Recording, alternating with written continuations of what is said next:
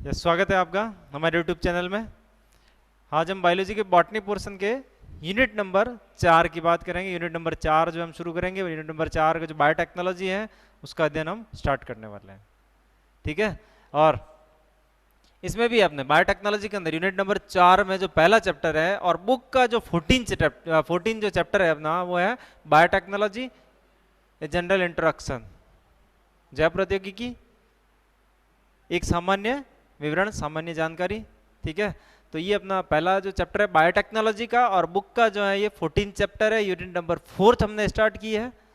ठीक है, unit number 4 की बात करेंगे, लेकिन इससे पहले मैं आपसे ये कहना चाहता हूं कि हमारे इस चैनल को लाइक करें, शेयर करें और सब्सक्राइब करें। ठीक है, अब देखो यहाँ पर इसके अंतर्गत बायोटेक्नोलॉजी के अंतर्गत होता क्या है। देखो, पहली बात, बायोटेक्नोलॉजी जो है अत्यंत प्राचीन जो है एक तरह से टेक्नोलॉजी है, अत्यंत प्राचीन जो है तकनीकी के रूप में अपन इसको उपयोग में लेते आ रहे हैं। हमारे पूर्वज जो है इसको काम में लेते आ रहे हैं। बस वो जो स्वरूप था बायोटेक्नोलॉजी का वो अलग था, और आज जो स्वरूप है वो एक अलग स्वरूप है। ठीक है, एक ट्रेडिशनल बायोटेक्नोलॉजी के अंतर्गत आज भी अपने पास में बहुत सारी ऐसी चीजें हैं जिनको हम उस बायोटेक्नोलॉजी के अकॉर्डिंग काम में लेते हैं आज। ठीक है, और आज वर्तमान में बायोटेक्नोलॉजी को थोड़ा जो है स्वरूप बदला है, इसका रूप जो है चेंज हुआ है। आज मॉडर्न बायोटेक्नोलॉजी अपने सामने है ना, लेकिन फिर भी जानकारी की बात करें तो हजारों साल पहले इंसान जो है बायोटेक्नोलॉजी के बारे में जानता था। ठीक है, कैसे जानता था, क्या जानता था, देखते हैं अपन यहाँ पर क्या था। यहाँ पर देखो तो some simple but important applications of biotechnology have been known to human since ancient time almost 10,000 years ago. ठीक है, यानी अपन कह रहे हैं बहुत ही ज़्यादा अपन कह रहे इंपोर्टेंट जो एप्लीकेशंस थी बायोटेक्नोलॉजी की, है ना, हजारों साल पहले जो है इंसान प्राचीन समय में अपने जो पूर्वज थे वो जानते थे, है ना। लगभग ऐसा माना जाता है कि आज से लगभग 10,000 साल पहले भी जो है इंसानों को जानकारी थी, अपने जो पूर्वज थे उनको बायोटेक्नोलॉजी की जानकारी थी, वो जानते थे बायोटेक्नोलॉजी के बारे में और उपयोग भी जानते थे। कैसे थे वो उपयोग, यहाँ देखो ये रहे, जैसा को alcohol, vinegar and bread were produced by our ancestors through the action of fermentation that is accomplished by the activity of the unicellular organism। कहने का मतलब हजारों साल पहले यानी आज से लगभग 10,000 साल पहले अपने पास में ऐसे कई विवरण मिलते हैं जिसमें अल्कोहल का निर्माण, विनेगर का निर्माण, है ना, और ब्रेड का निर्माण, ये सारे जो है हजारों साल पहले, है ना, उनके अपने पास में कुछ एविडेंस है, कुछ सबूत हैं जो ये बताते हैं कि लगभग 10,000 साल पहले इंसान जानता था, है ना, शराब बनाना जानता था, है ना, विनेगर सिरका बनाना जानता था, ब्रेड बनाना जानता था इंसान। ये सारी चीज़ें इंसान पहले से ही जानता है, मतलब बायोटेक्नोलॉजी के कुछ भाग पहले से ही पता है इंसान को, और आज भी अपन इनमें से बहुत सारी टेक्निक जो है काम में लेते हैं आज, है ना। नेक्स्ट आगे देखो इसमें, और ये भी जो है किसकी वजह से होता था, अपने जो एंसेस्टर्स थे वो क्या करते थे, वो एक्शन ऑफ फर्मेंटेशन की वजह से इनको तैयार करते थे, है ना। खाद्य पदार्थों के किण्वन से इनका निर्माण किया जाता, इन सारे पदार्थों का निर्माण किया जाता था। ठीक है, और या फिर जो अपना, और इसके अलावा क्या होता है देखो, इसके अलावा जो activity of the unicellular organism, है ना, एक कोशिकीय जीवों की, है ना, सक्रियता के कारण भी या एक्टिविटी के कारण भी जो है इनका निर्माण किया जाता था। बहुत सारी, जैसे आज अपन कह रहे हैं एंटीबायोटिक्स वगैरह है, बहुत सारे उत्पाद हैं, है ना, वो जो है तैयार किए जाते हैं यहाँ पर। ठीक है, तो थोड़ा ध्यान रखना किस किस की वजह से, एक तो फर्मेंटेशन के कारण, और दूसरा क्या है यहाँ पर activity of the unicellular organism की वजह से। ठीक है, ये दो थोड़ी पॉइंट थोड़ा अंडरलाइन करना, आप इसको नोट डाउन करना ही, है ना, और इसमें लिखना आपको, ये दो पॉइंट जरूर ध्यान में रखना आपको, फर्मेंटेशन और सेकंड क्या हो गया यहाँ पर activity of the unicellular organism. इनकी वजह से अपने जो एंसेस्टर्स थे, है ना, वो बहुत सारे पदार्थों का निर्माण करते थे।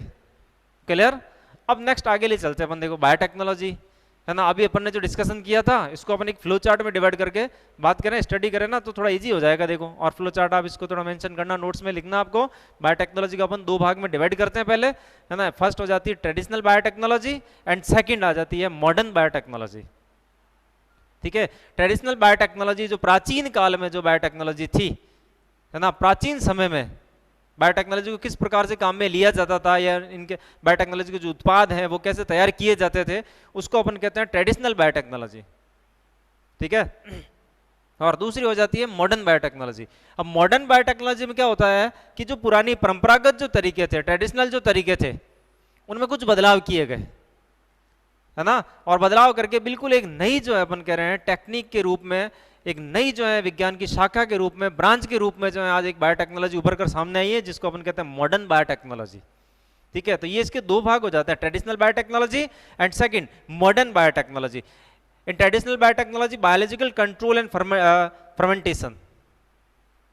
ठीक है, इसमें क्या होता है ट्रेडिशनल बायोटेक्नोलॉजी के अंदर, अभी अपन ने जस्ट कहा ही था, है ना। एक तो देखो यहाँ पर क्या होता है, बायोलॉजिकल कंट्रोल है, या फिर अपन इसको कह सकते हैं एक्टिविटी ऑफ यूनिसेलुलर ऑर्गेनिज्म, है ना, और सेकंड हो जाता है फर्मेंटेशन। ये दो मुख्य बातें होती हैं यहाँ पर, इनकी वजह से जो है ये तैयार किए जाते थे, बहुत सारे प्रोडक्ट तैयार किए जाते थे, है ना, जिसमें से पहला देखो यहाँ पर अपन कह रहे हैं, देखो ब्रेड है, कर्ड है, विनेगर है ना, ये सब तैयार किए जाते हैं। ठीक है, इसके अलावा देखो एंटीबायोटिक फ्रॉम माइक्रोब्स, है ना, कुछ एंटीबायोटिक भी तैयार की जाती थी, माइक्रोब्स की एक्टिविटी से डायरेक्टली तैयार की जाती थी, है ना। तो ये एक ट्रेडिशनल बायोटेक्नोलॉजी के अंतर्गत आता है। ये सारे जो प्रोडक्ट अपने पास में जो प्राप्त हुए हैं या प्राप्त होते हैं आज भी, है ना, और एंशिएंट टाइम में जब इंसान प्राप्त करता था, है ना, तो ये पूरी जो ब्रांच है बायोटेक्नोलॉजी, किसको कहते हैं ट्रेडिशनल बायोटेक्नोलॉजी। क्लियर। और दूसरी तरफ जो आती है वो आ जाती है मॉडर्न बायोटेक्नोलॉजी। अब मॉडर्न बायोटेक्नोलॉजी में क्या होती है, देखो आधुनिक तरीके अपने पास में, है ना, क्योंकि विज्ञान बहुत एडवांस हुई है, साइंस जो है बहुत एडवांस हुई वर्तमान में, है ना, वर्तमान का युग जो है साइंस का युग कहलाता है। तो इसके अंतर्गत बायोटेक्नोलॉजी में बहुत सारे बदलाव हुए हैं, और आज वर्तमान में अपने पास में जो बायोटेक्नोलॉजी है वो बायोटेक्नोलॉजी कहलाती है मॉडर्न बायोटेक्नोलॉजी। क्लियर। और मॉडर्न बायोटेक्नोलॉजी के अंतर्गत जो है अपन कुछ ब्रांचेज को स्टडी करेंगे। यहाँ पर अपना जो चैप्टर है वो मॉडर्न बायोटेक्नोलॉजी को एक्सप्लेन करेगा।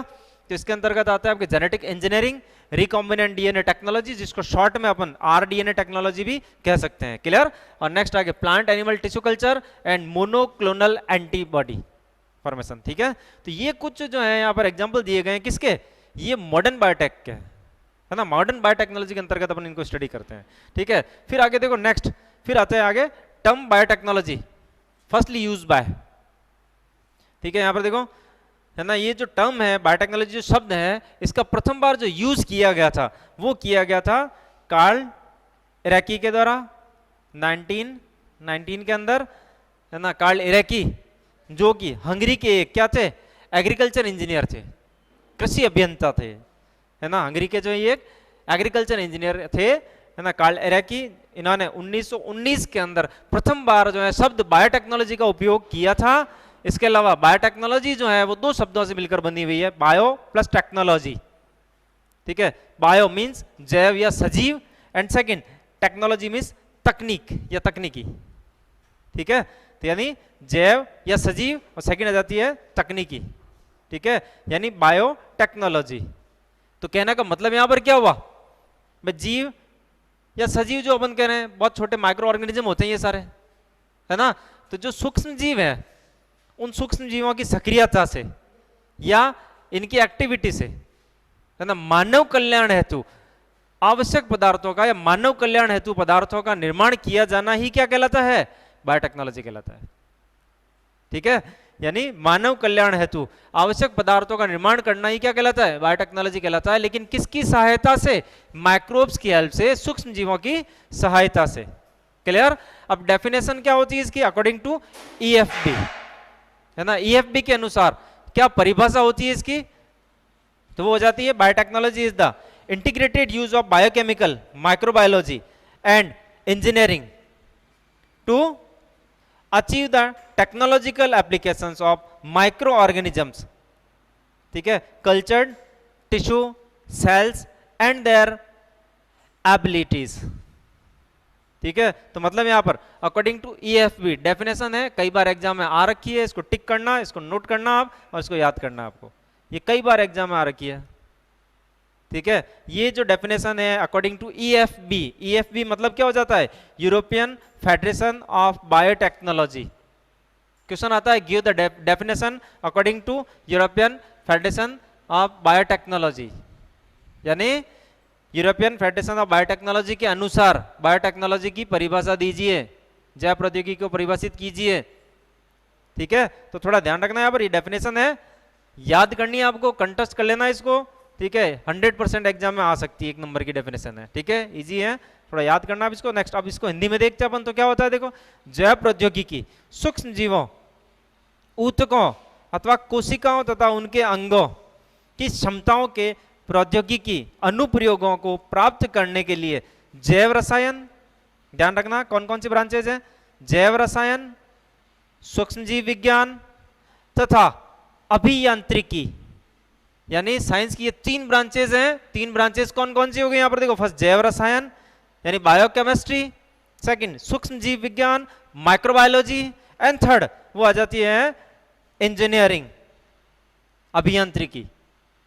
इन तीनों का जो है समाकलित रूप ही क्या कहलाता है, बायोटेक्नोलॉजी। ठीक है, यानी इन तीनों का समाकलित रूप बायोटेक्नोलॉजी कहलाता है। ठीक है, अब ले चलते हैं अपन आगे नेक्स्ट। यहां अगर अपन थोड़ी हिस्ट्री की बात करें, बायोटेक्नोलॉजी की कुछ हिस्ट्री अगर अपन देखें यहां पर, है ना, तो जैव प्रौद्योगिकी का कुछ संक्षिप्त इतिहास जो है अपनी बुक के अंदर दिया गया है। स्टेप बाय स्टेप कौन कौन से साइंटिस्ट जो हैं आते गए और धीरे धीरे बायोटेक्नोलॉजी का विकास किस प्रकार से होता गया। ठीक है, ये जो एक हिस्ट्री का जो पोर्शन है, इसमें स्टेप बाय स्टेप अपने पास में एक लंबी चौड़ी हिस्ट्री है जिसको अपन यहाँ पर एक्सप्लेन नहीं करेंगे। अगर किसी को हिस्ट्री से संबंधित यानी बायोटेक्नोलॉजी के हिस्ट्री से संबंधित अगर पीडीएफ चाहिए तो मुझे कमेंट बॉक्स में आके कमेंट करें, डिमांड करें, मैं जरूर प्रोवाइड करवाऊंगा। ठीक है, आप ये पीडीएफ में देख सकते हैं। ठीक है, हिस्ट्री, ये हिस्ट्री का जो पोर्शन है काफी बड़ा जो पोर्शन है ना, बायोटेक्नोलॉजी की हिस्ट्री लंबी चौड़ी हिस्ट्री है जिसको अपन यहाँ पर स्टडी फिलहाल नहीं करेंगे। ठीक है, अब नेक्स्ट ले चलते हैं अपन आगे, टेक्निक्स ऑफ बायोटेक्नोलॉजी, जैव प्रौद्योगिकी युक्तियां, यानी बायोटेक्नोलॉजी की क्या क्या टेक्निक्स है अपने पास में। तो first is plant tissue culture, पादप ऊतक संवर्धन। सेकंड एनिमल टिश्यू कल्चर, जंतु ऊतक संवर्धन। नंबर 3 प्लांट जेनेटिक इंजीनियरिंग, है ना, पादप आनुवंशिक अभियांत्रिकी, एनिमल जेनेटिक इंजीनियरिंग, जंतु आनुवंशिक अभियांत्रिकी। नंबर 5 आ जाती प्रोडक्शन ऑफ मोनोक्लोनल एंटीबॉडी यानी एक क्लोनीय प्रतिरक्षी का उत्पादन, रिकॉम्बिनेंट डीएनए टेक्नोलॉजी, पुनर्योगज डीएनए तकनीक। इसके अलावा एम्ब्रियो ट्रांसफर इन एनिमल, जंतुओं में भ्रूण का स्थानांतरण, DNA nano technology, DNA nano technology Hindi में भी अपन इसको यही कहेंगे। तो ये कुछ जो है अपने मॉडर्न बायोटेक्नोलॉजी की कुछ टेक्निक्स हैं जिनका उपयोग हम आज जैव प्रौद्योगिकी के अंतर्गत, बायोटेक्नोलॉजी के अंतर्गत करते हैं। ये कुछ पॉइंट्स हैं जिनको अपन इस चैप्टर में भी एक्सप्लेन करेंगे, यहां पर भी स्टडी करेंगे अपन इन सारी टेक्निक्स को। इनमें से कुछ टेक्निक्स अपने यहाँ पर इस चैप्टर में दी गई हैं, अपने इस यूनिट में दी गई है, जिनको अपने को स्टडी करना है। ठीक है, तो ये कुछ पॉइंट्स हैं, ये कुछ टेक्निक्स हैं बायोटेक्नोलॉजी की। अब आगे बात करते हैं कि बायोटेक्नोलॉजी के कुछ उत्पाद भी अपने पास में।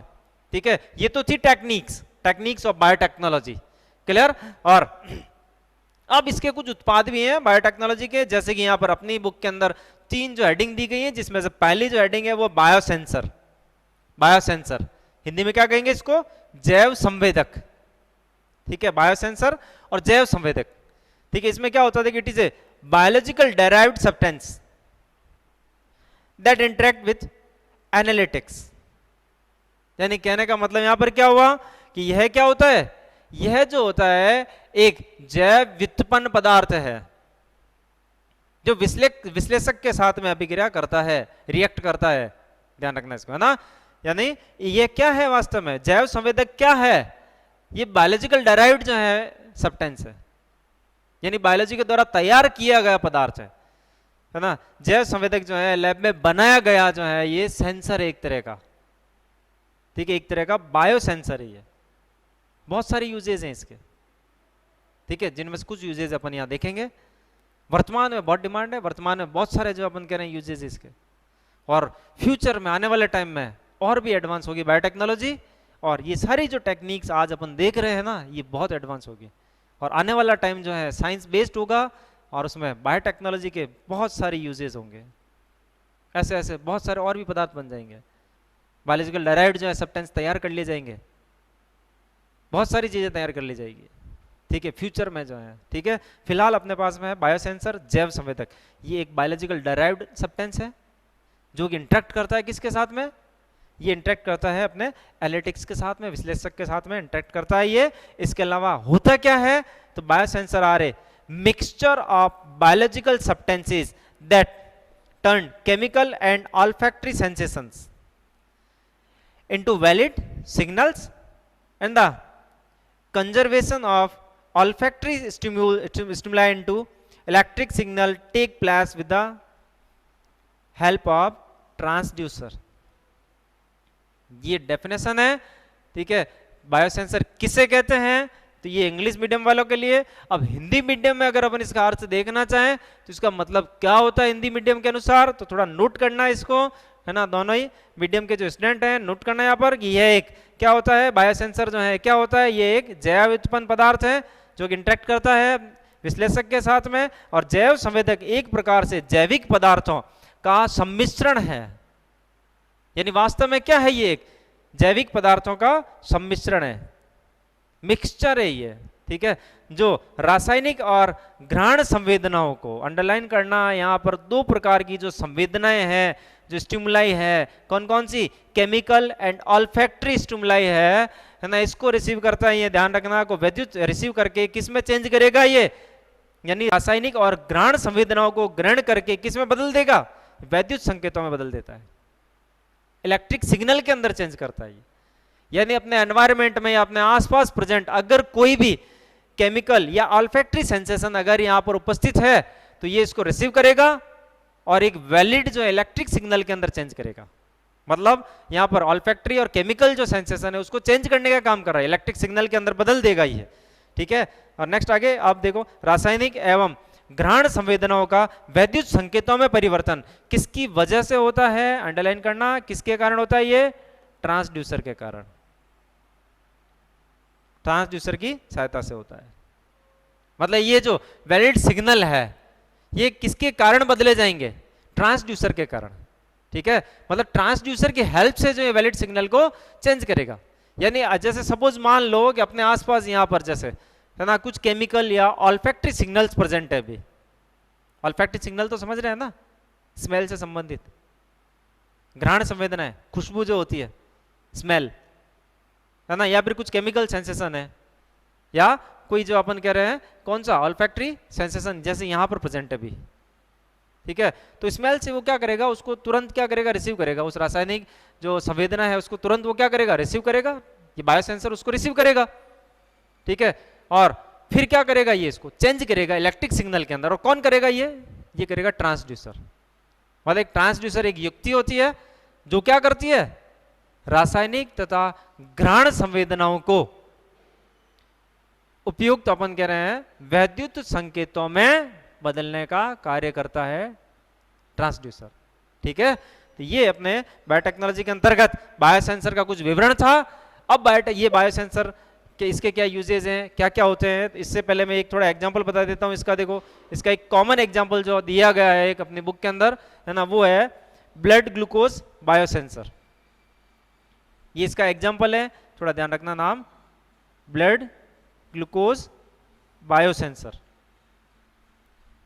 ठीक है। रक्त ग्लूकोज जैव संवेदक हिंदी में कहना चाहता हूं, ठीक है, यानी ब्लड ग्लूकोज बायोसेंसर, ठीक है। ये हो गया आपके रक्त ग्लूकोज जैव संवेदक।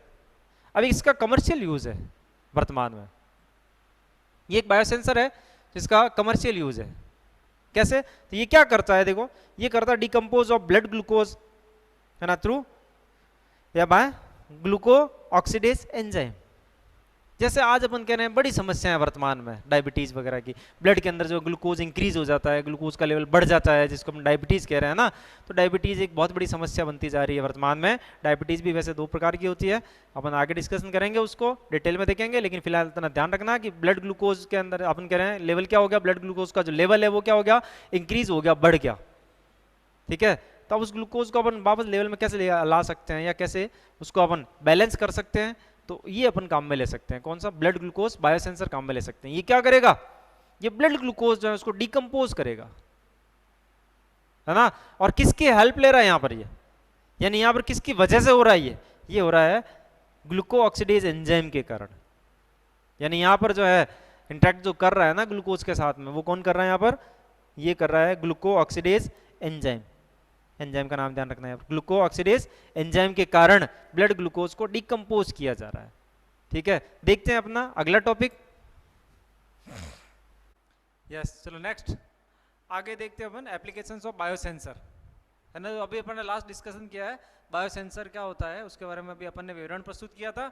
अब आगे देखते हैं अपन एप्लीकेशंस ऑफ बायोसेंसर, यानी ये जैव संवेदक है इनके क्या अनुप्रयोग हैं, इनकी क्या एप्लीकेशंस है ना। तो फर्स्ट जो इसकी एप्लीकेशन है वो glucose monitoring, and other therapeutic uses in diabetic patient, है ना। लास्ट अभी अपन ने बायोसेंसर में जो है अभी अपन ने डिस्कशन किया भी था वैसे, है ना, कि ब्लड ग्लूकोज जो होता है, ब्लड ग्लूकोज लेवल को डिक्रीज करने के लिए बायोसेंसर यूज में लिया जाता है, या ग्लूकोज लेवल बढ़ जाता है तो उसको कम करने के लिए बायोसेंसर काम में आता है। तो इसका पहला जो एप्लीकेशन है वो है डायबिटिक पेशेंट के लिए, देखो मधुमेह रोगियों में ग्लूकोज मॉनिटरिंग के लिए और अन्य चिकित्सीय उपयोग हैं इसके, ठीक है। तो एक पहला जो बड़ा यूजेस है, इसके अलावा next second, in the field of environment, पर्यावरण के क्षेत्र में क्या यूजेज है इसके, तो such as detection of pesticides and water pollution in river, water pollutant in river, थोड़ा ध्यान रखना है ना। क्या होता है देखो, इन्वायरमेंट के क्षेत्र में आपको पता हो तो फ्यूचर में जो है बहुत ज़्यादा काम में आने वाली जो है एप्लीकेशन है ये, और वर्तमान में भी बहुत अच्छा जो है इसका यूजेज है इन्वायरमेंट के क्षेत्र में, पर्यावरण के क्षेत्र में। और क्या यूजेज है कि बहुत सारे जो पेस्टिसाइड्स होते हैं, है ना, उन पेस्टिसाइड्स का पता करने के लिए अपन जो है बायोसेंसर यूज में ले सकते हैं, ठीक है। और वाटर पॉल्यूटेंट है उनका भी अपन पता कर सकते हैं बायोसेंसर की हेल्प से। क्या होता है कि जो पॉल्यूटेंट वाटर होता है उसमें बहुत सारे जो हार्मफुल जो है माइक्रोब्स प्रेजेंट होते हैं, हार्मफुल जो अपन कह रहे हैं कि बहुत सारे केमिकल प्रेजेंट होते हैं, है ना। तो उनका एनालिसिस करने के लिए, उनका पता करने के लिए जो अपन बायोसेंसर यूज में ले सकते हैं, है ना। ये बायोसेंसर क्या करेगा, है ना, उनके जो भी स्टिम्यूल्स प्रेजेंट है, जैसे पानी के अंदर जो भी स्टिम्यूल्स प्रेजेंट है, अभी अपन ने लास्ट कहा था कौन कौन से, chemical and olfactory sensation present होगी, है ना, उसको रिसीव करेंगे और उसको सिग्नल में चेंज करेंगे। हाँ, तो इजीली अपन पता कर लेंगे कि उस पानी के अंदर जो है, वाटर के अंदर कितने पॉल्यूटेंट्स प्रेजेंट है कि नहीं है, वो इजीली पता चल जाता है इससे, है ना। तो यानी पर्यावरण के क्षेत्र में पेस्टिसाइड्स तथा नदी के जल में प्रदूषकों का पता लगाने के अंदर काम में आता है। नेक्स्ट नंबर थर्ड जो एप्लीकेशन होती है वो है in preventing the activity of bioterrorism by remote sensing of aerobic bacteria, है ना। फ्यूचर जो अपन कह रहे हैं, फ्यूचर में, है ना, बहुत सारे जो वॉर है या बायोटेररिज्म जो है ना, वो बढ़ने के चांसेस ज़्यादा है, क्योंकि साइंस जो है जितनी एडवांस हो रही है आज वर्तमान में, जितनी बढ़ रही है उतनी ये टेररिज्म के तरीके भी चेंज होने वाले हैं। हो सकता है, कह नहीं सकते, क्या पता हो नहीं भी हो, लेकिन फिर भी अगर आज की तारीख में अपन इमेजिन करें, है ना, जिस दर से जो है साइंस बढ़ रही है उस अकॉर्डिंग, तो बायोटेररिज्म जो है हो सकता है ऐसी कोई एक्टिविटी फ्यूचर में अगर बढ़ जाए तो क्या करेंगे। तो वहाँ पर क्या होता है देखो, इन preventing the activity of bioterrorism, ठीक है, जो बायोटेररिज्म की, है ना, जो एक्टिविटी है ना, उसको अपन रिमोट सेंसिंग यानी of by remote sensing of aerobic bacteria, aerobic bacteria के द्वारा जो अपन उसको रोक सकते हैं, है ना। तो यहाँ देखो वायुजनित जीवाणुओं के सुदूर संवेदन में जैव आतंकवाद को रोकने में भी काम में आ सकता है, ये इजीली जो एप्लीकेशन यूज में आती है। नेक्स्ट नंबर फोर्थ जो है इसकी एप्लीकेशन वो है in the field of protein engineering, protein अभियांत्रिकी के क्षेत्र में भी अच्छा यूज है इसका, एक अच्छी एप्लीकेशन है।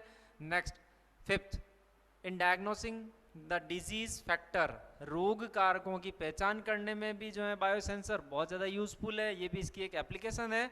अब इसके कुछ एग्जाम्पल है अपने पास में, वो है फ्लोसेंट ग्लूकोज बायोसेंसर, इसके अलावा डीएनए बायोसेंसर, इसके अलावा ozone biosensor, micro organism biosensor, metastatic cell, metastatic cancer cell biosensor, nano sensor, है ना, ये सारे इसके एग्जाम्पल हैं, है ना। इतने प्रकार के जो है बायोसेंसर वर्तमान में अपने पास में है, जिनका अलग अलग यूजेज हैं, है ना। जहाँ अपन ने इनका लिखा है नाम, नाम के अकॉर्डिंग इनके यूजेज है, जैसे ये अपने देखो फ्लोरेसेंट ग्लूकोज बायोसेंसर है, ग्लूकोज लेवल का पता करने के लिए। ऐसे डीएनए बायोसेंसर है, डीएनए में जो विकृति वगैरह है, या अपन कह रहे हैं कुछ, है ना, कई बार हो जाता है जैसे, है ना, कि डीएनए के अंदर ऐसे कुछ जीन है, हार्मफुल जीन वगैरह, उनका पता करने के लिए बायोसेंसर यूज में लिया जा सकता है। या फिर ओजोनो ओजोन जो है आज अपने ओजोनोस्फीयर के अंदर भी जो है इसका अपन यूज में ले सकते हैं इसको, बायोसेंसर को। ऐसे बहुत सारे इसके यूजेज भी हैं, बहुत सारे इसके एग्जाम्पल भी हैं, ठीक है। तो ये बायोसेंसर जो टॉपिक है अपना यहाँ खत्म होता है, और अगला जो टॉपिक है अपना वो यहाँ से स्टार्ट होता है, वो है बायोचिप, है ना, जैविक चिप, बायोचिप या जैविक चिप अपना अगला टॉपिक है ये इस चैप्टर का। तो इसमें क्या होता है, there are also known as DNA chip, underline करना आप इसको, नोट करना, ये डीएनए चिप के नाम से और डीएनए माइक्रो अरे के नाम से भी जानी जाती है ना। इसी को अपन बायोचिप जो है, जैविक चिप जो है, इसको अपन और क्या कह सकते हैं, डीएनए चिप और डीएनए माइक्रो अरे भी कह सकते हैं, ठीक है। एंड बायोचिप क्या होती है, यहाँ पर देखो बायोचिप है collection of microscopic DNA molecules. किसका कलेक्शन है ये, माइक्रोस्कोपिक डीएनए मॉलिक्यूल्स का जो है कलेक्शन है ये, ठीक है। That are connected to the solid surface, ठीक है। और ये सॉलिड सरफेस क्या हो सकती है, सिलिका हो सकती है, क्वार्ट्ज हो सकती है, ग्लास हो सकता है, ध्यान रखना यहाँ पर, है ना। सॉलिड सरफेस जो है अलग अलग टाइप की, अलग अलग डिमांड के अनुसार अलग अलग टाइप की जो है सॉलिड सरफेस होती है जिसके ऊपर ये चिपके हुए रहते हैं, है ना। ये कलेक्शन जो होता है ये क्या नाम सॉरी माइक्रोस्कोपिक डीएनए मॉलिक्यूल का जो कलेक्शन होता है वो इसके ऊपर सॉलिड सरफेस के ऊपर चिपका हुआ रहता है ना। यहाँ देखो तो solid surface and this technique is use by scientist to measure that expression level of multiple gene simultaneously. यानी कहने का मतलब यहाँ हुआ कि इन्हें डीएनए चिप अथवा डीएनए सूक्ष्म जीव भी कहते हैं, और जैविक चिप एक प्रकार का सूक्ष्म डीएनए अणुओं का संग्रह है जो ठोस सतह पर जुड़ा रहता है। और अभी अपन ने कहा था कि वो जो ठोस सतह होती है वो कौन कौन सी होती है, अभी जस्ट अपन ने कहा था कौन कौन सी होती है, बताओ। बिल्कुल, तो वो होती है कौन कौन सी, नंबर 1 या तो सिलिका हो सकती है, क्वार्ट्ज हो सकती है ना, और या फिर ग्लास कांच हो सकता है, ठीक है, से जुड़ा रहता है। तथा इस तकनीक का उपयोग वैज्ञानिकों के द्वारा एक साथ एक समय में अनेक जीनों की अभिव्यक्ति इस तरह के मापन हेतु किया जा सकता है। कहने का मतलब यहाँ पर क्या होता है कि वैज्ञानिकों के द्वारा एक साथ में एक ही समान समय में, अपन कह रहे थे एक साथ एक समय में बहुत सारे जीनों की अभिव्यक्ति का पता करने के लिए इसको काम में ले सकते हैं अपन, है ना। जीन एक्सप्रेशन का पता कर सकते हैं अपन, यानी बहुत सारे जीन जो होते हैं उन बहुत सारे जीन एक्सप्रेशन को एक ही समय में एक ही साथ में जो है स्टडी कर सकते हैं अपन। बायोचिप का ये बहुत बड़ा यूजेज है, बहुत बड़ा फायदा है एक तरह से, ठीक है। ये जैविक चिप है, बायोचिप है। अब नेक्स्ट आगे देख लेते हैं अपन, है ना, कि जो जैविक चिप है किसके द्वारा डेवलप की गई है। तो नेक्स्ट आगे देखते हैं अपन, वो डेवलप्ड बाय किसके द्वारा, साइंटिस्ट का नाम है स्टीफन ओ एफ फर्डर, है ना, स्टीफन ओ एफ फर्डर 1991 है ना के द्वारा इसको डेवलप किया गया था, बायोचिप को तैयार किया गया था। यानी बायोचिप को तैयार करने वाले जो साइंटिस्ट थे वो कौन थे, स्टीफन ओ एफ फर्डर, ठीक है। अब नेक्स्ट जीन चिप, ठीक है। अब बायोचिप की अपन ने अभी बात की थी, है ना, ऐसी नेक्स्ट बात करते हैं अपन जीन चिप की। तो जीन चिप क्या होती है, this is a it is a micro chip on which point of explorer DNA that make up half of double stranded DNA are sticking, which are capable of identifying sample used for testing। यानी कहने का मतलब यहाँ पर क्या हुआ, यह जो होती है एक प्रकार की सूक्ष्म चिप होती है ना, ये भी क्या होती है एक बहुत ही छोटी सी सूक्ष्म चिप होती है जिस पर कुंडलित डीएनए का आधा हिस्सा बनाने वाले अन्वेषी डीएनए के बिंदु चिपके हुए रहते हैं, है ना।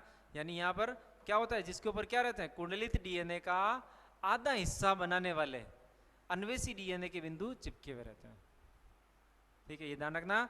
यानी डबल स्टैंडर्ड जो यहाँ पर देखो क्या होता है, DNA are sticking which are capable for identifying sample use for testing. अभी अपन ने कहा था, तो बिंदु चिपके हुए रहते हैं जो परीक्षण हेतु प्रयुक्त नमूनों की पहचान करने में सक्षम होते हैं।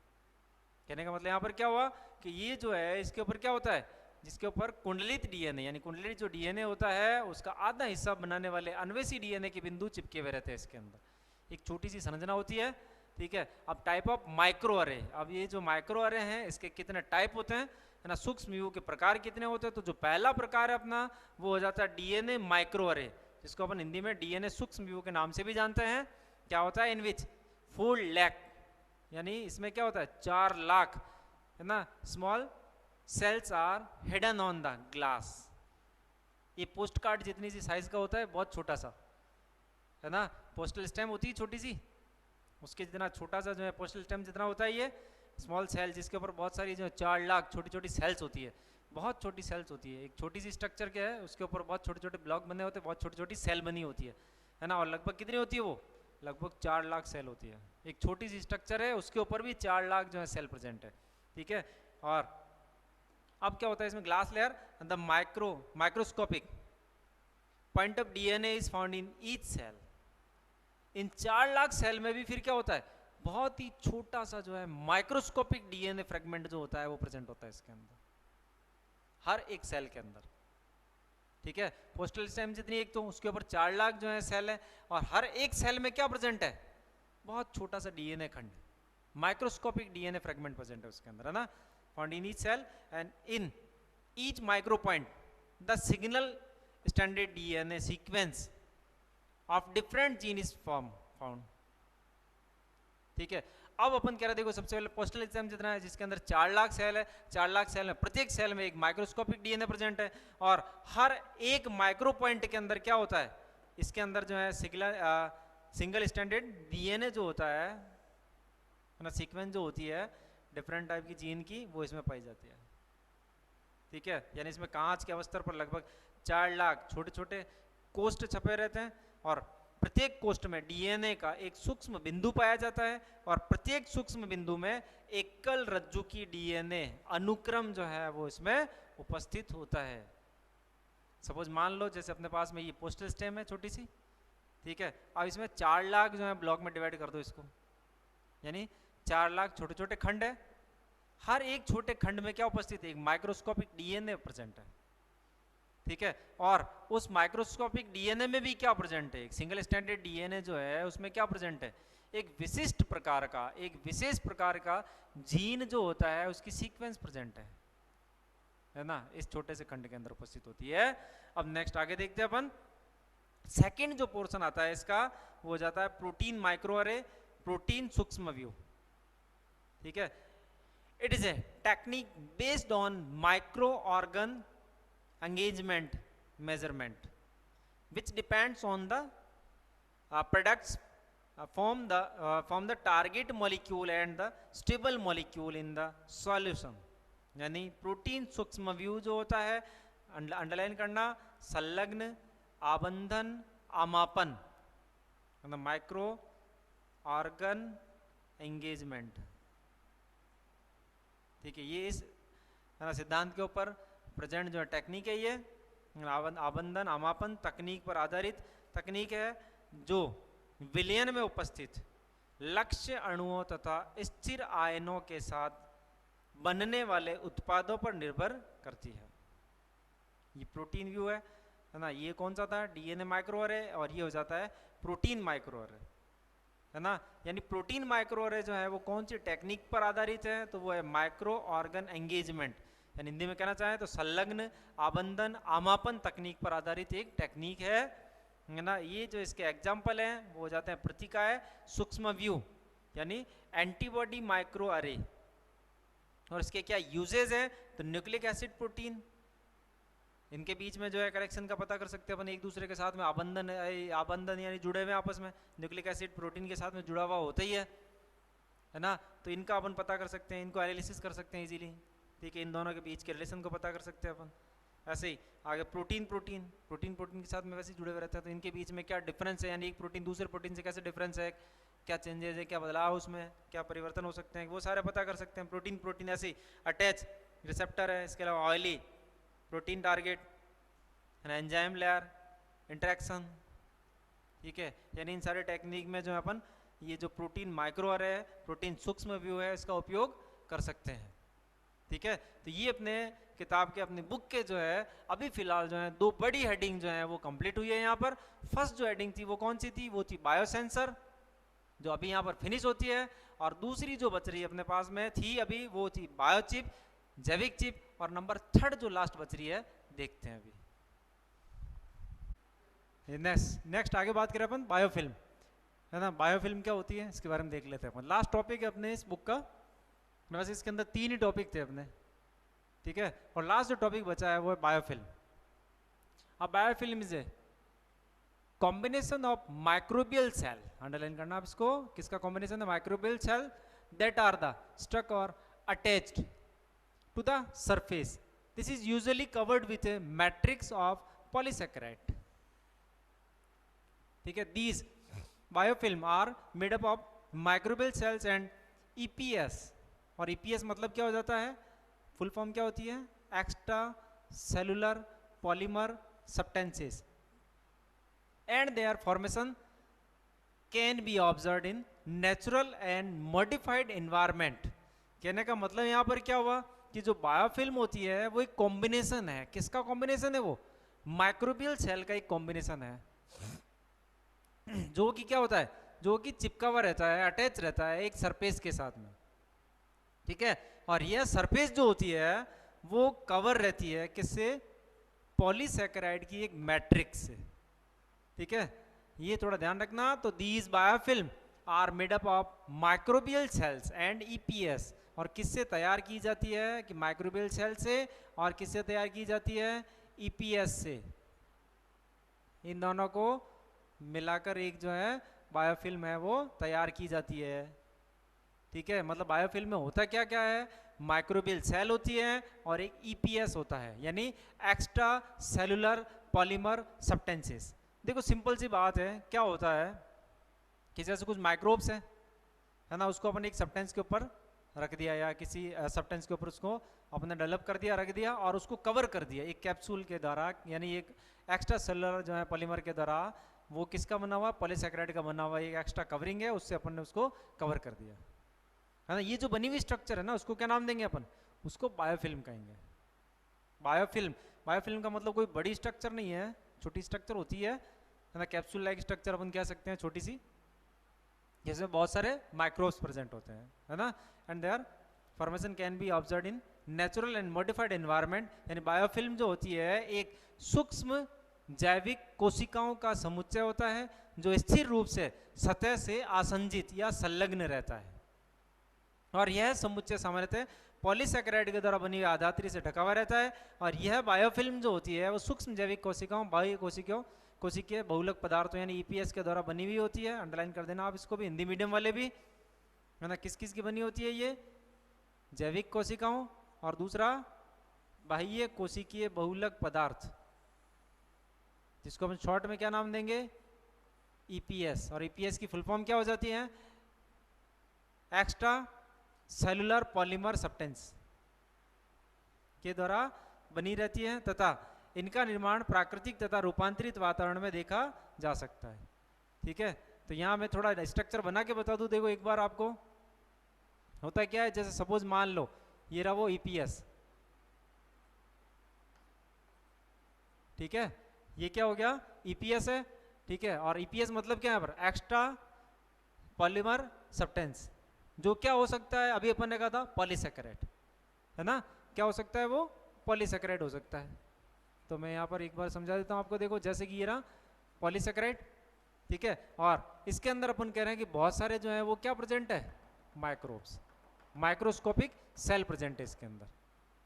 जैसे ये कवरिंग हो गई, इस कवरिंग के अंदर जो है बहुत सारे माइक्रोब्स प्रेजेंट है, एक तरह का। देखो ये रही अपने पास में एक बायोफिल्म, मतलब आर्टिफिशियल जो अपन ने तैयार की, देखो एक तरह से, है ना, माइक्रोब्स को कवर कर दिया अपन ने पॉलीसैकेराइड से, यानी ईपीएस से कवर कर दिया, ठीक है।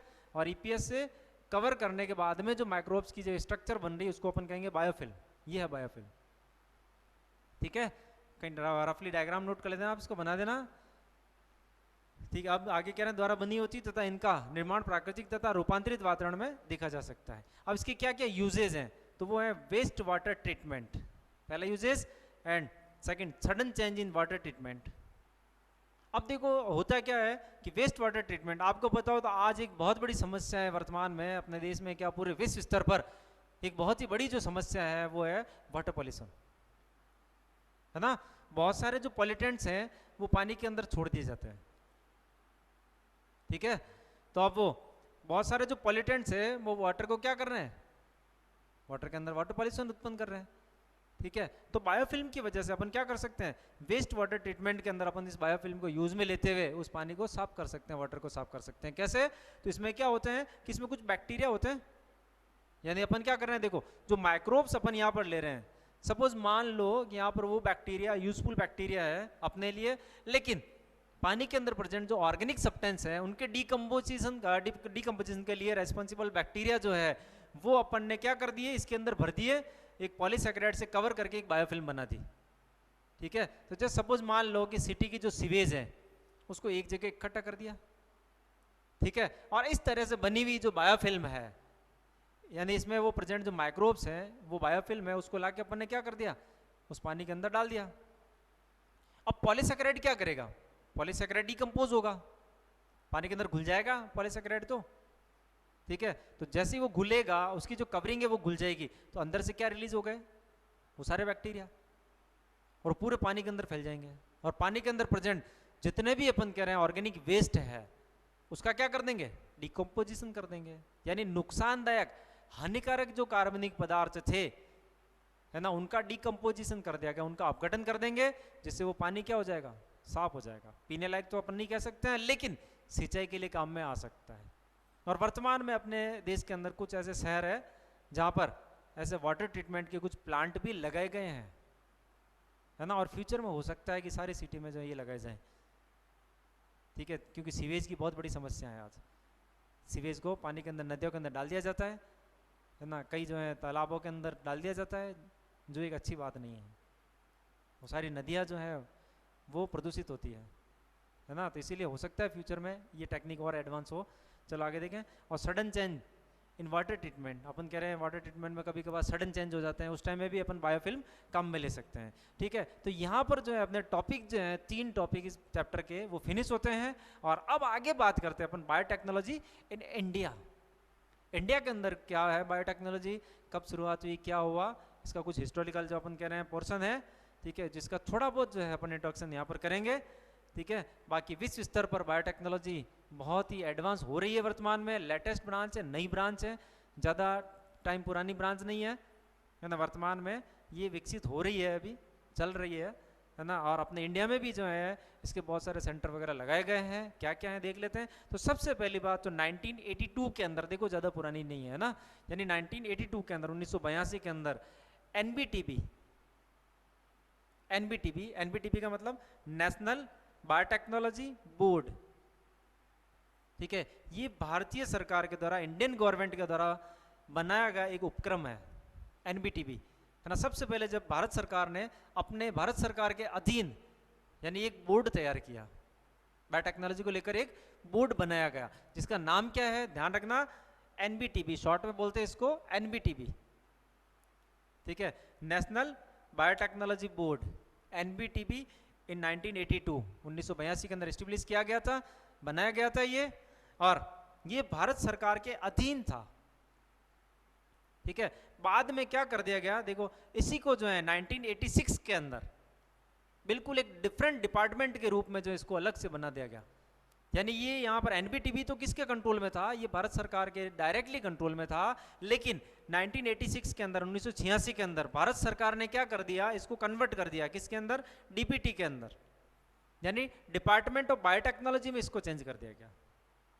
ठीक है, यानी अब ये एक स्वतंत्र रूप से एक अलग डिपार्टमेंट बन गया है ना। और अब ये डिपार्टमेंट जो है डीपीटी जो है, अब ये जो है बाकी सारे जितने भी इंडिया में यूनिवर्सिटीज़ हैं, कॉलेजेस हैं, रिसर्च सेंटर है ना, उन सब की देख रेख करते हैं, है ना, और उनको फंड प्रोवाइड करवाना, है ना, वो सारी चीज़ें जो है इनके हाथ में, किसके हाथ में है, वो डीपीटी के हाथ में। अब ये एक स्वतंत्र उपक्रम है, पहले भारत सरकार के अधीन था, अब ये भारत सरकार के अधीन तो है, लेकिन एक स्वतंत्र अपन कह रहे हैं इकाई के रूप में कार्य कर रहा है ना।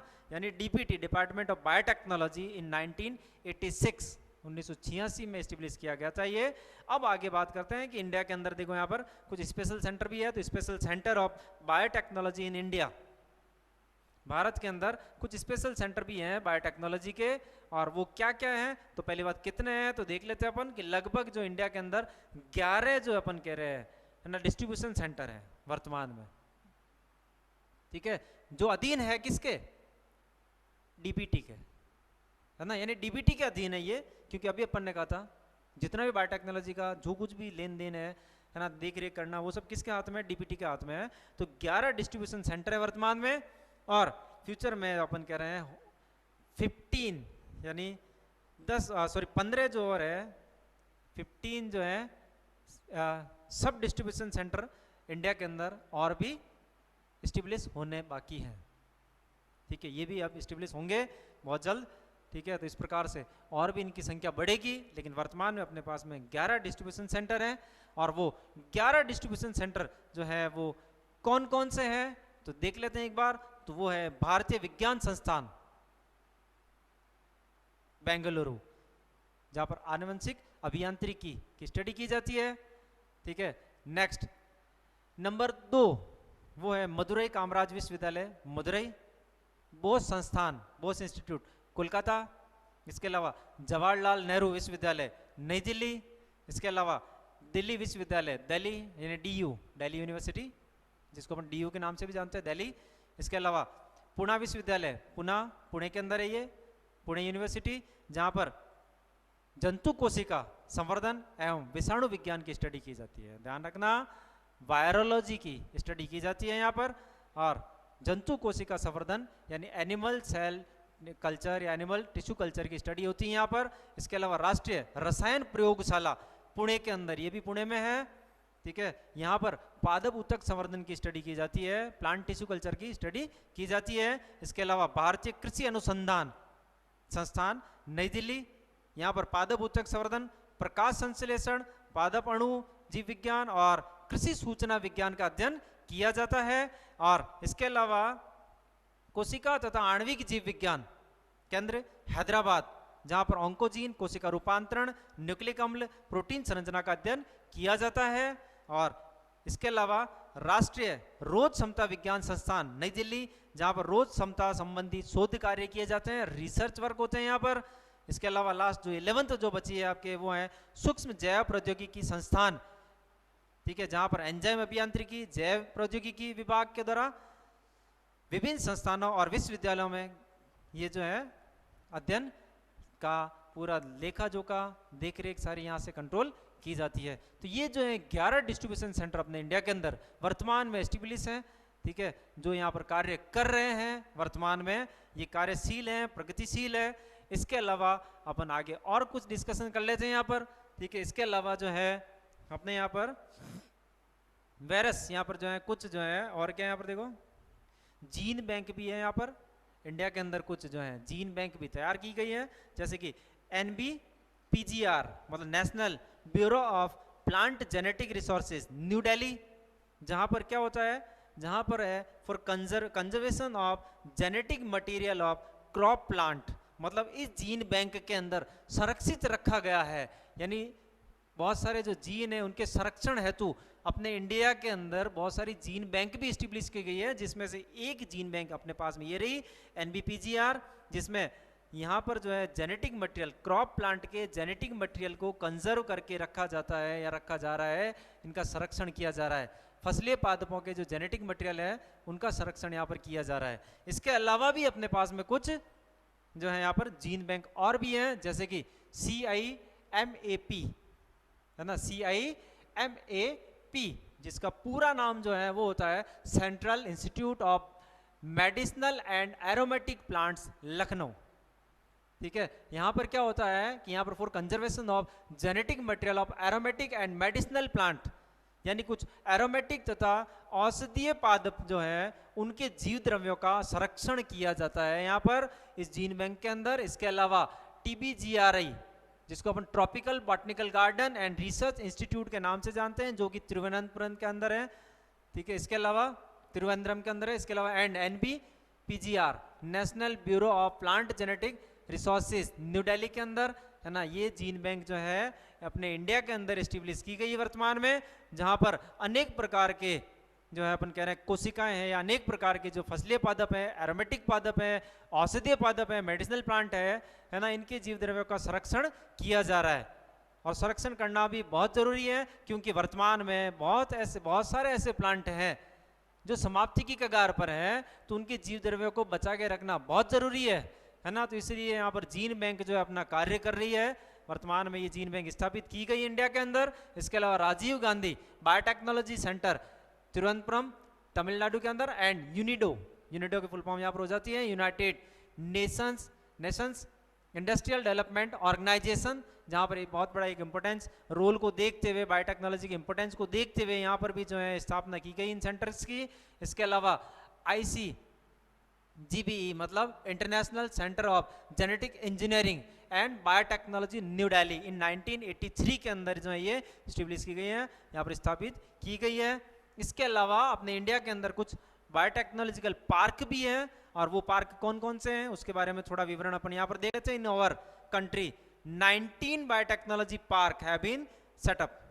वर्तमान में अपने इंडिया के अंदर जो है 19 जो है बायोटेक्नोलॉजी पार्क जो है वो स्थापित किए गए हैं, और इसके अलावा and more than 15 similar gardens are propose to be established.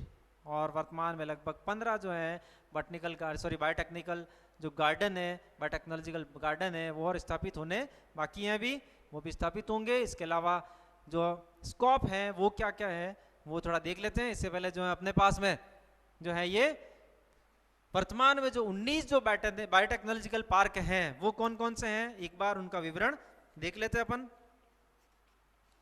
ठीक है, तो वो जो है यहाँ पर उनके कुछ नाम यहाँ पर दिए गए हैं, उनके नाम बता देता हूँ मैं आपको। देखो, वो है जैव प्रौद्योगिकी उद्यान लखनऊ जो कि उत्तर प्रदेश में है। इसके अलावा हैदराबाद जैव प्रौद्योगिकी उद्यान जो आंध्र प्रदेश में है। गोल्डन जुबली बायोटेक पार्क जो वर्तमान में जैव प्रौद्योगिकी उद्यान जो है ये फॉर वुमन सिरुसेरी कांचीपुरम तमिलनाडु के अंदर है। इसके अलावा गुवाहाटी जैव प्रौद्योगिकी उद्यान असम के अंदर है। बायोफार्मा आईटी पार्क अंधारुआ जो कि भुवनेश्वर के अंदर है। इसके अलावा TICL अंतर्राष्ट्रीय जैव प्रौद्योगिकी पार्क हिंजावाड़ी के अंदर। इसके अलावा किम्फ्रा जैव प्रौद्योगिकी पार्क केरल के अंदर ये स्थापित हैं। ठीक है, ये कुछ नाम अपने सामने आए हैं, बायोटेक्नोलॉजिकल पार्क के नाम है। ठीक है, वर्तमान में अपने इंडिया में इनकी स्थापना हो चुकी है, और इसके अलावा कुछ अभी स्थापित होने बाकी है। ठीक है, अब नेक्स्ट आगे जैव प्रौद्योगिकी कार्य और क्षेत्र है ना, यानी यहाँ पर बायोटेक्नोलॉजी जो है उसके क्या स्कोप है, क्या इंपोर्टेंस है यहाँ पर। तो यहाँ पर पहला जो इंपोर्टेंस है वो in the field of medicine. ठीक है, यानी मेडिसिन के अंदर एक बहुत बड़ा योगदान है बायोटेक्नोलॉजी का, और अपन जानते हैं इसको, बहुत अच्छे से जानते हैं अपन इस चीज़ को। और वो क्या है, वो ये कि वर्तमान में बहुत सारी एंटीबायोटिक्स है ना जो आज तैयार की जा रही है, बहुत सारी मेडिसिन जो तैयार की जा रही है ना, यानी बहुत सारे जो माइक्रोब्स की हेल्प लेते हुए अपन बहुत सारी मेडिसिन तैयार कर रहे हैं। तो एक बहुत बड़ा फील्ड है, लेकिन मेडिकल फील्ड है। मेडिकल फील्ड के अंदर बायोटेक्नोलॉजी का अहम योगदान है। इसके अलावा in the field of plant biotechnology, ठीक है, सेकंड अपना यानी प्लांट बायोटेक्नोलॉजी पादप जैव प्रौद्योगिकी के अंतर्गत इसका बहुत बड़ा योगदान है, जिसमें वर्तमान में बहुत सारी नई नई जो अपन कह रहे हैं गुणोयुक्त जो पादप जो है वो विकसित किए जा रहे हैं। नए नए गुणोयुक्त पादप जो है तैयार किए जा रहे हैं बायोटेक्नोलॉजी के द्वारा, प्लांट बायोटेक्नोलॉजी के द्वारा। इसके अलावा in the field of animal biotechnology, animal biotechnology के अंतर्गत भी बहुत सारे जो जंतु हैं उनमें जीनों में बदलाव करके नए गुणोयुक्त जो है अपन कह रहे हैं बायोटेक्नोलॉजी के द्वारा एनिमल तैयार किए जा रहे हैं। उच्च गुणयुक्त एनिमल है वो, जैसे कि इसके कुछ एग्जाम्पल बता दूं मैं आपको, जैसे कि रोजी काऊ नाम सुना होगा आपने, है ना, एक बहुत ही उच्च गुणयुक्त जो है ये गाय है, रोजी काऊ के नाम से है, जिसका दूध जो है मदर मिल्क के समान है, अर्थात मदर मिल्क के समान इसमें एंटीबॉडी प्रोटीन सारी चीजें इसमें प्रेजेंट है। इसके अलावा in the production of commercial products अपन कह रहे हैं, देखो इसका जो है कमर्शियल प्रोडक्ट जो है उनको तैयार करने में भी एक बहुत बड़ा योगदान है। जैसे कि आज बहुत सारी अपन कह रहे हैं ऐसे इंजेक्शन है, जैसे इंसुलिन वगैरह जो है ना, वो भी तैयार किए जा रहे हैं जैसे आज बायोटेक के द्वारा। तो एक बहुत बड़ा योगदान है यहाँ पर, कमर्शियल यूजेज हैं इसके। इसके अलावा बहुत सारी वैक्सीन भी बनाई जा रही है, ये भी एक कमर्शियल मतलब पर्पज से बनाई जा रही है, तैयार की जा रही है, लोगों को रोजगार भी मिल रहा है। एक अच्छा खासा फील्ड है बायोटेक्नोलॉजी का। ठीक है, in the field of environment conservation, आज वर्तमान में बहुत बड़ी समस्या है पर्यावरण प्रदूषण की, बहुत सारे दूसरे भी कारण है, वातावरणीय प्रभाव है ना, तो उनसे बचने के लिए अपन बहुत सारे तरीके जो आज निकाल रहे हैं। जैसे आज अपन कह रहे हैं कि डेजर्ट के अंदर पहले कभी प्लांट नहीं हुआ करते थे, लेकिन आज वर्तमान में ग्रो कर रहे हैं प्लांट, है ना, तो प्लांट बायोटेक्नोलॉजी के द्वारा। और इसके अलावा अपन कह रहे हैं इन्वायरमेंट कंजर्वेशन के अंतर्गत, यानी बहुत सारे ऐसे प्लांट जो हैं तैयार किए गए हैं जो रेगिस्तान में भी, डेजर्ट में भी लगाए जा रहे हैं, जो वहाँ पर इजीली ग्रोथ कर रहे हैं आज, यानी वो हीट रेजिस्टेंट है ना, टेम्परेचर रेजिस्टेंट प्लांट है, ऐसे बहुत सारे, जैसे आज डिजीज फ्री प्लांट है ना। तो ये मतलब बहुत सारे ऐसे प्लांट भी तैयार किए गए हैं। इसके अलावा इन्वायरमेंटल कंजर्वेशन के अंतर्गत आज अपन यानी पर्यावरण संरक्षण को भी जो है बायोटेक्नोलॉजी के द्वारा नियंत्रित कर सकते हैं। तो इसके और भी बहुत सारे फील्ड हैं, जिसमें से कुछ फील्ड अपने यहाँ पर दिए गए हैं। बहुत सारे फील्ड हैं, बहुत सारे स्कोप भी है इसके, है ना। फ्यूचर में अगर कोई स्टूडेंट बायोटेक्नोलॉजी में डिग्री करता है, ठीक है, तो उसके लिए बहुत बड़ा बेनिफिट होगा, क्योंकि वर्तमान में ये अभी बन रही है ब्रांच, विकसित हो रही है, तो फ्यूचर में और ज़्यादा एडवांस होगी, फ्यूचर में और ज़्यादा विकसित होगी ये, ठीक है। तो एक अच्छा खासा स्कोप रहेगा, है ना, तो एक अच्छा खासा बड़ा जो है ये फील्ड होगा आगे फ्यूचर में जाकर, ठीक है। तो ये अपने बायोटेक्नोलॉजी के बारे में कुछ जानकारी थी। बची है यहाँ पर अपने एक लास्ट टॉपिक, वो है ब्रांचेज ऑफ बायोटेक्नोलॉजी। बायोटेक्नोलॉजी की भी बहुत सारी ब्रांचेज वर्तमान में बन चुकी है, फ्यूचर में और ज़्यादा बन जाएगी। तो कौन कौन सी ब्रांचेज हैं देख लेते हैं अपन एक बार। हारमोनी, यस, तो नेक्स्ट आगे वो है ब्रांचेज ऑफ बायोटेक्नोलॉजी, ठीक है। जैव प्रौद्योगिकी की शाखाएं, कौन कौन सी शाखाएं हैं, क्या क्या ब्रांचेज हैं वर्तमान में, जो अपन कह रहे हैं बायोटेक्नोलॉजी विकसित हो रही है, लेकिन इसकी वर्तमान में कुछ ब्रांचेज भी बन चुकी है। वो कौन कौन सी ब्रांचेज हैं बायोटेक्नोलॉजी की, जैव प्रौद्योगिकी की? वो है plant biotech, first is plant biotech, यानी पादप जैव प्रौद्योगिकी। इसके अलावा देखो आगे वो आ जाती है फूड एंड न्यूट्रिशन बायोटेक, ठीक है। नेक्स्ट आगे आ जाती है animal biotech biotechnology, medicinal biotechnology, इसके अलावा bio resources and environment biotechnology, इसके अलावा marine biotechnology, bio informatics biotechnology. ये वर्तमान में जो है बायोटेक्नोलॉजी की कुछ ब्रांचेस बन चुकी है, ब्रांचेस तैयार हो चुकी हैं, इनमें कार्य चल रहे हैं, और हो सकता है कि फ्यूचर में इनकी सब ब्रांचेस भी बन जाए। तो एक अत्यंत जो अपन कह रहे हैं विस्तारित होने वाला जो है अपन कह रहे हैं भाग है साइंस का, और वर्तमान में इसकी डिमांड जो है बढ़ रही है, फ्यूचर में इसकी डिमांड और ज़्यादा बढ़ जाएगी, है ना, और हो सकता है बहुत सारी ब्रांचेस और भी बन जाए, ठीक है। तो यहाँ पर जो है अपना चैप्टर फिनिश होता है, खत्म होता है, ठीक है। मिलते हैं नेक्स्ट वापस अगले चैप्टर में, लेकिन इससे पहले फिर मैं आपको एक बार कह दूं, है ना, वीडियो को लाइक करें, चैनल को सब्सक्राइब करें, वीडियो को शेयर करें, नोटिफिकेशन आइकन को, बेल आइकन को दबाएं, ठीक है, जिससे हमारे नोटिफिकेशन आपको मिल सके, ठीक है। थैंक यू, धन्यवाद।